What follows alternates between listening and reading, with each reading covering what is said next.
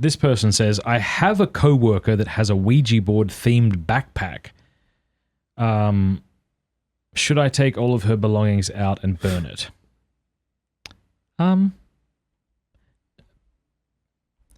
Probably not. I would think that there's a please disagree with me, okay? But my initial thought is, all right, it's a coworker, so this probably wouldn't go well for your job if you need it.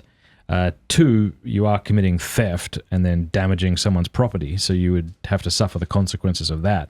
Those would be things you would have to consider before doing something like this. Finally, I would imagine it would only harden their resolve. That's the big one. Yeah. Yeah. I think she would love to feel persecuted, because this is the thing.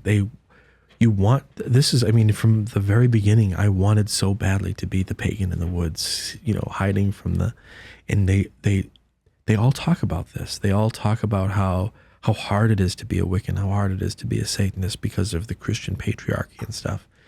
And it's not true. It's not true. What's that? If only it were. I know, yeah.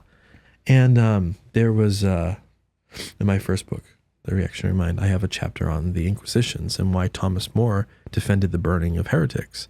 We don't have to go too deep into that, but the church's position is that, historically, that violence to fighting evil with violence is not always a bad thing. I mean, Saint Bernard says that when the Christian knight falls in battle, he dies for God. This is historic church teaching. But it's always. But he also says, it has to be a question of, is it going to help?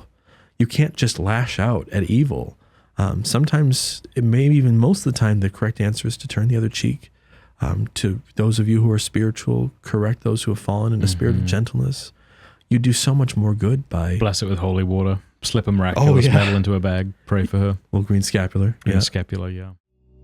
Hey, thank you so much for watching. Before you go, do us a favor, leave a comment, let us know what you thought of the video, like, and subscribe.